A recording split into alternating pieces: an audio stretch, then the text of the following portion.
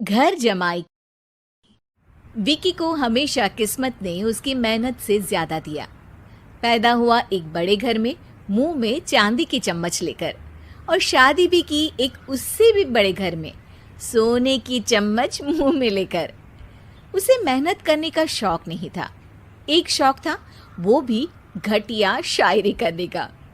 उसकी हर बात शायराना ही होती थी। जैसे कि एक दिन, दूर से देखा तो चांद पे दाग था, दूर से देखा तो चांद पे दाग था, पास से देखा साबुन का छाग था। ठोको ताली। अरे ऐसी शायरी करोगे तो ताली तो पता नहीं, कोई तुमको ही ठोक देगा। शायरी वो बिल्ली है जो किसी का भी रास्ता रोक दे, और क्या मैं किल हूं जो कोई मुझे ठोक दे। मुझे तो आपसे बात ही नहीं करनी। मैं निकला था गाड़ी लेके, लेकिन दौड़ के जा रहा हूँ। मेरी शायरी कोई नहीं सुनता, मैं घर छोड़ के जा रहा हूँ।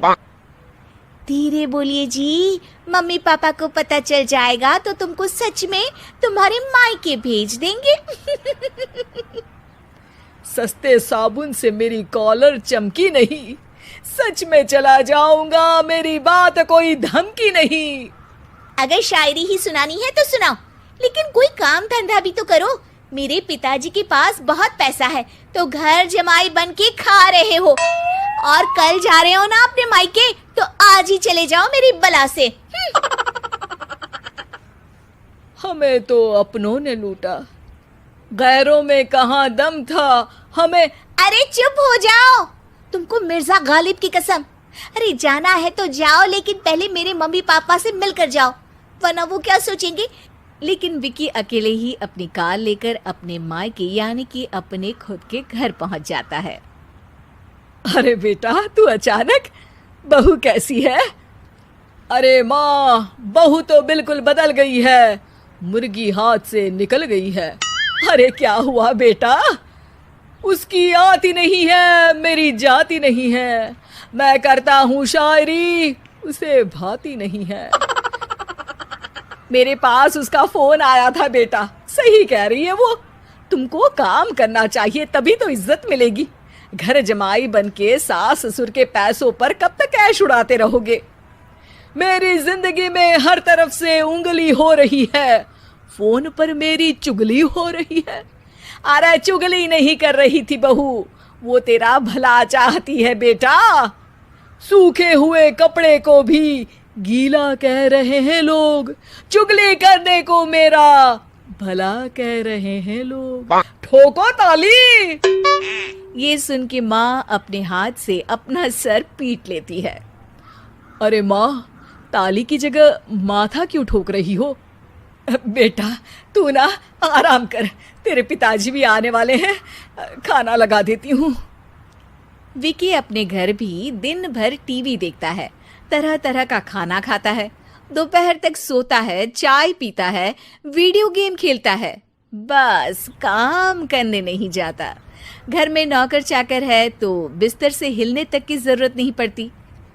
कई बार तो विकी अपने नौकरों को बिठाकर शायरी सुनाता रहता। कब जाओगे बेटा? अरे कैसी बात कर रहे हैं डैडी, क्या आप मेरे फादर नहीं? आप मुझे भगाना चाहते हैं क्या? ये मेरा घर नहीं। अरे नहीं बेटा, तुम्हारा ही घर है। हम तो चाहते थे कि तुम यहीं रहो और मेरा काम आगे बढ़ाओ, लेकिन तुम ही चले गए घर जमाई बनने। अरे मेहनत तो गधे भी करते हैं, मैं अच्छी किस्मत लेके पैदा हुआ हूँ, मैं घर जमाई हूँ, ससुराल का फूल गेंदा हुआ हूँ।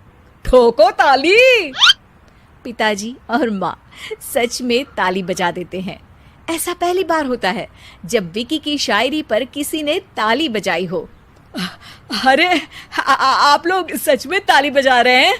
हाँ हाँ बेटा, तुम्हारे ससुर का फोन आया था, बोला जब तक घर जमाई जी कोई काम ना करने लगे हमारे यहाँ मत भेजना।